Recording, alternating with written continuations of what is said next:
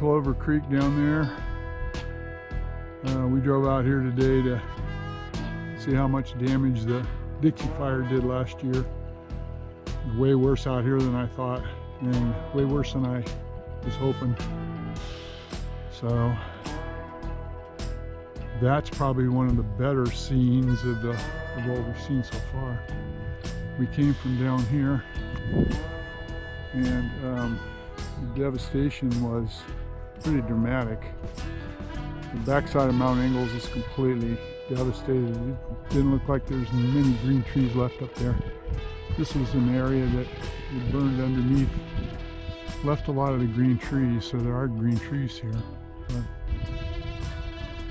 so this isn't too bad. A couple of years, this won't look so bad. But there is some major devastation coming up this way. And now we're heading out that direction to some areas we visited last year that were before it burned. So let's see what it looks like. Pretty sad. The bad thing about it, I keep harping on this to my friends and family, but this was all unnecessary. Some more aggressive firefighting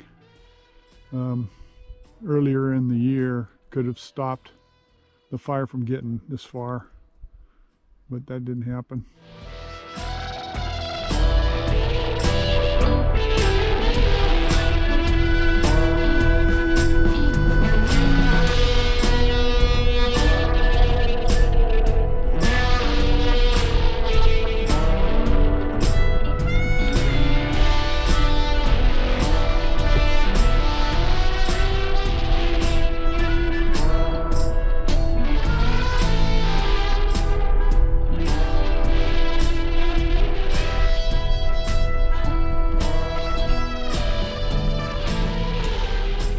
Right up there, that's the backside of Mount Ingalls. Pretty well devastated, along with almost everything else around here. The good thing about it is there's lots of wildflowers. That's the pretty part about this, as ugly as it is. This is a little camping area that we found back in here that was real pretty. Got some video or pictures of this. We had a little picnic here. Yeah, it's quite a few years ago now, but there's a spring here and water. And pretty well burned up now. Not a green tree left. Water's going to be flowing more because there won't be any trees sucking it up.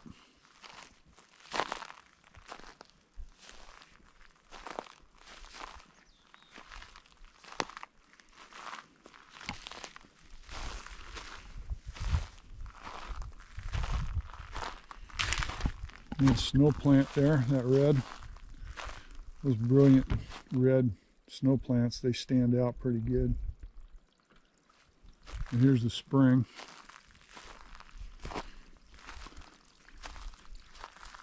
I wouldn't drink the water without filtering it, but it's probably pretty good. There's a big can dump down here. This area was apparently used as a camp, logging camp, I'm thinking, years ago.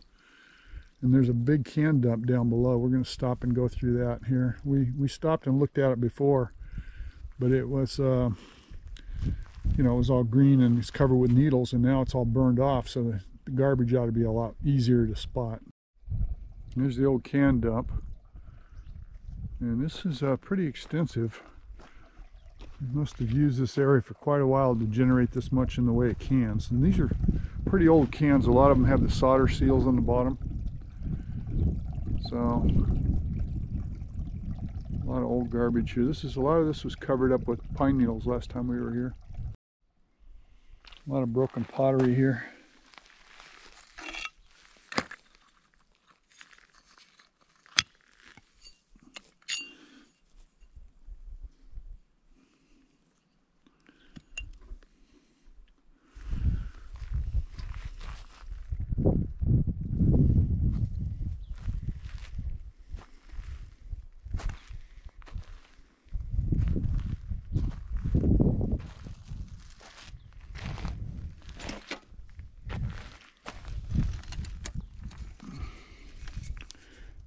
cup.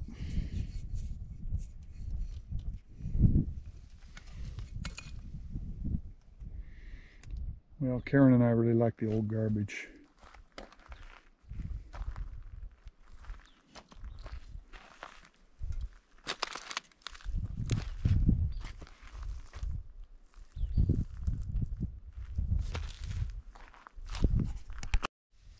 And the solder seal.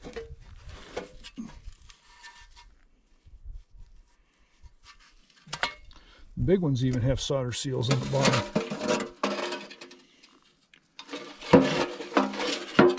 I don't know what was in that, but we're guessing some sort of food item. There's almost a whole bottle of something. I don't know if this is a ketchup bottle or what. I picked it up. It was a whole bottle until this piece fell out of it. This piece right here fell out of it. Got damaged in the fire. Anyway, leave this right here where it was. That can that Karen's got in her hand, been opened with an axe. It looks like they just chopped a hole in it and drained out whatever liquid was in it. So we're guessing that was liquid in these cans. There's another one right over here that's got some axe marks, hatchet marks maybe. Yeah, a lot of these were open that way. Interesting. Just looking back at Mount Ingalls, pretty well burned up, as well as Horton Ridge back behind us here. Horton Ridge is pretty well burned off. Pretty sad.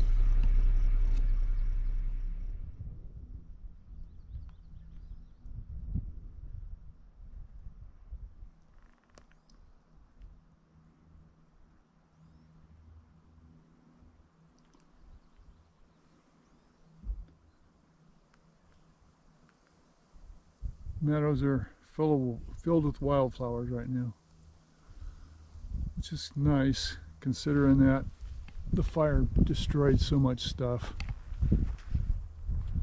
It destroyed these cabins. We're going to walk over there, but I can see they're gone. They were fairly historic. I think back to the 30s maybe. Anyway, I was really hoping they would have made it, but they didn't. So we'll walk over there and take a look at it. Yeah, this is a shame. Another part of Plumas National Forest history gone. This was a garage here, little garage. I got some pictures I'll put up here, what it used to look like. And then there was a little cabin right here. What a shame.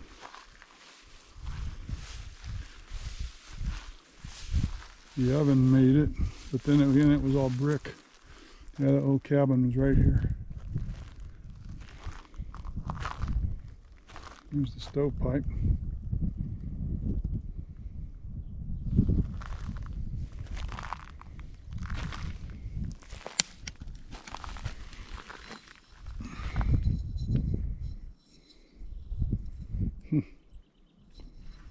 And soda bottle, I guess.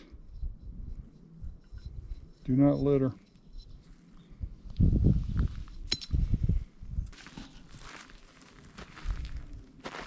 This little oven had a date on it. I think it was 1936. Again, I'll put a picture up here. Yep, 1936.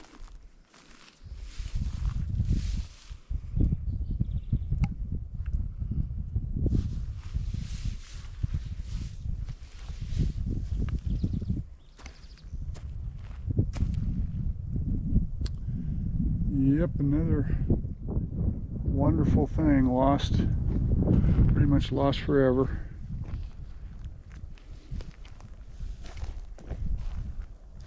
This is ridiculous. Somebody could have saved this. Firefighting is just not the same nowadays, and I don't even want to get on that subject, but just can't tell, it kind of pisses me off.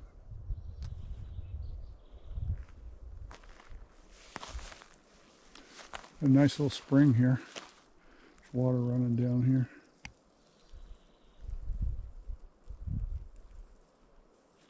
Which is probably why they built their cabin here.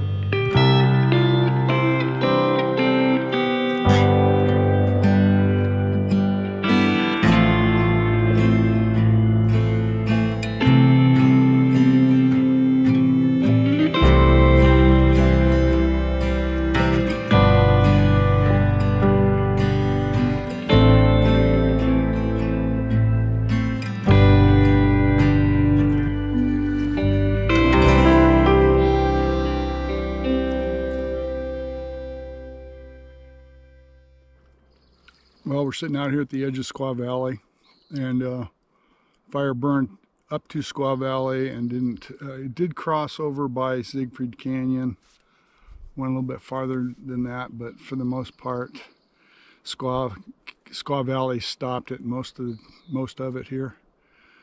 So, and wherever we're sitting, still some green trees. We're sitting at the spring. It's a hunter's camp people use for. It's a spring here where people use for hunter's camp, and still fairly green.